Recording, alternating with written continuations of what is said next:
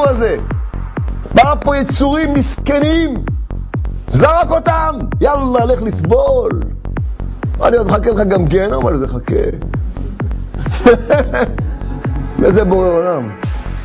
השליח אותנו כל מיני יצורים, ברא פה כל מיני פונקציות מתוסבכות, יאללה, תסבלו וגם תענשו, למה לא הבנתם את המהלך. קיצור, סגרנו מכל הכיוונים. וככה אנחנו מציירים את בורא עולם, ריבונו של עולם. אוי ואבוי! לפעמים אדם יש לך שיעורים, אני אלך, אני אעשה דברים יפים, לפעמים אדם, לא יודע, אין לי כוח, לא יודע, אין לי כוח, אין לי חשק, לא יודע בדיוק, אני לא יודע להגדיר את זה, עזוב אותי. פתאום כזה דאון, כזה נחיתה, אתה מוצא אותו, לא יודע, עזוב אותי, תן לחיות. מה עושים עם זה? זו השאלה.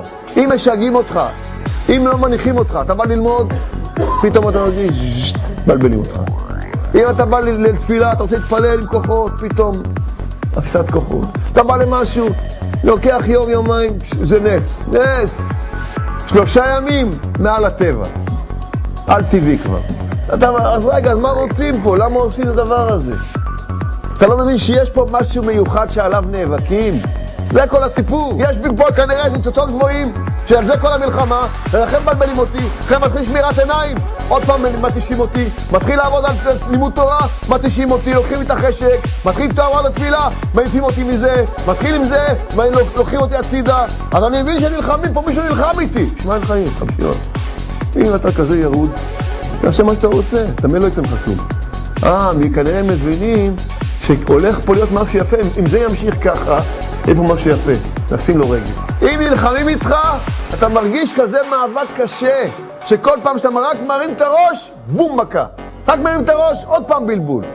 זה סימן שיש פה משהו מיוחד. כמו שלכל אחד יש פה בגנים שלו זרע אברהם יצחק יעקב. אבל מה תגיד לו, תשמע, אני רוצה הפקרות? לא טוב לו עם זה. אפילו אם הוא מתנהג בהפקרות, אבל לא טוב לו, כי יש לו זרע אברהם יצחק ויעקב בגנים שלו. אז הוא בתוכו נמשך. הוא נמשך לקדושה. אז בילדות, שהילד, הוא אהב את בית הכנסת, הוא אהב את הדברים האלו. באיזשהו שלב, עוזב אותו הצידה לכל מיני שטויות, ואז הוא שכח מזה שבילדות הוא אהב את זה. עכשיו לאט לאט הוא נזכר בעצם שכן אהבתי את זה שהייתי ילד. הייתה לי כן מתיקות שהייתי ילד. איפה זה נעלם? זה נעלם עם השטויות, זה נעלם. עכשיו יש עבודה גדולה להחזיר את המתיקות הזאת. אבל זה נמצא שם בפנים, זרע אברהם יצחק ויעקב בגנים, זה לא יעזור לנו.